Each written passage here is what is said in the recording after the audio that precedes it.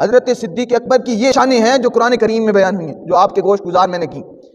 وہ درجنوں آیات جو آپ کے شان اور عظمت میں نازل ہوئی، انہی میں سے ایک آیت وہ ہے جس کا ایک حصہ ہم نے ابتدا میں سننے کی سعادت حاصل کی۔ اللہ پاک فرماتا ہے إِلَّا تَنْصُرُوهُ فَقَدْ نَصَرَهُ اللَّهُ إِذْ أَخْرَجَهُ الَّذِينَ كَفَرُوا ثَانِيَ اثْنَيْنِ إِذْ هُمَا فِي الْغَارِ۔ اب یہاں پہ ایک بات بیان کر دوں، آیت کا ترجمہ بھی سماعت کر لیجئے، لیکن جس جملے کو، جس لفظ کو موضوع کا انتخاب کیا گیا وہ لفظ ہیں ثانی اثنین، دوسرے میں سے دوسرا۔ حضرت سیدنا صدیق اکبر کی شان رب نے ایسے بیان کی کہ حضرت صدیق اکبر کو محبوب کے بعد دوسرا فرمایا، یعنی کہ پہلے حضور علیہ الصلوۃ والسلام ہیں، اور حضور کے بعد اگر کوئی وہ دوسرا ہے تو وہ ابو بکر صدیق ہے۔ ترجمہ سما کر لیجیے، الا تنصروه فقد نصرہ اللہ، اگر تم اس نبی کی مدد نہیں کرو گے تو اللہ ان کی مدد فرما چکا ہے۔ جب کافروں نے انہیں ان کے وطن سے نکال دیا تھا، جبکہ یہ دو میں سے دوسرے تھے، جب دونوں غار میں تھے، جبکہ یہ دو میں سے دوسرے تھے، دونوں غار میں تھے۔ بتائیے غار ثور میں کون کون تھے؟ حضرت ابو بکر صدیق اور محمد مصطفیٰ صلی اللہ علیہ وسلم تھے۔ اور یاد رکھیں اللہ فرما رہا ہے جب دونوں غار میں تھے، جب یہ اپنے ساتھی سے فرما رہے تھے غم نہ کرو، غم نہ کرو، اللہ کے محبوب علیہ الصلوۃ والسلام اپنے ساتھی حضرت ابو بکر صدیق سے فرما رہے ہیں غم نہ کرو، بے شک اللہ ہمارے ساتھ ہے۔ تو اللہ نے اس پر اپنی تسکین نازل فرمائی۔ اب اس بات کا خلاصہ سمجھیے، آیات بینات، آیت کریمہ کا خلاصہ سمجھیے۔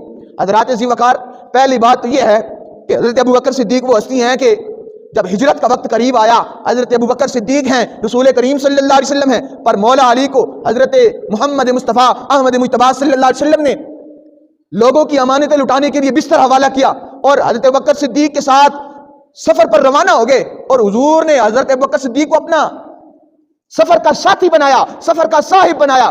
تو حضرت ابو بکر صدیق رضی اللہ تعالیٰ عنہ نے جب یہ خبر سنی کہ حضور علیہ الصلوۃ والسلام نے ہجرت کی رات اپنے سفر کا ساتھی ابو بکر صدیق کو بنایا ہے، تو حضرت ابو بکر صدیق رضی اللہ تعالیٰ عنہ کی آنکھوں سے آنسو جاری ہو گئے۔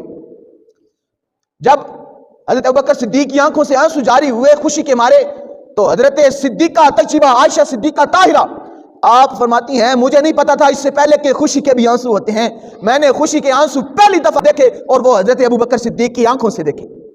کس وجہ سے آنسو آ رہے ہیں؟ آنسو یہ آ رہے ہیں اتنے صحابہ میں سے اللہ نے اپنے محبوب علیہ الصلوۃ والسلام کے لیے جس ساتھی کو چنا ہے وہ میرے والد بزرگوار حضرت سیدنا ابو بکر صدیق ہے، وہ حضرت سیدنا ابو بکر صدیق ہیں۔ اور حضرات ذی وقار، ثانی اثنین کا فیصلہ ہے کہ اللہ فرماتا ہے کہ دو میں سے دوسرا، یعنی کہ پہلے مسلمان حضرت محمد مصطفیٰ صلی اللہ علیہ وسلم ہیں، اور دوسرے مسلمان اگر بالغ مردوں میں سے کوئی ہے تو وہ ابو بکر صدیق ہے۔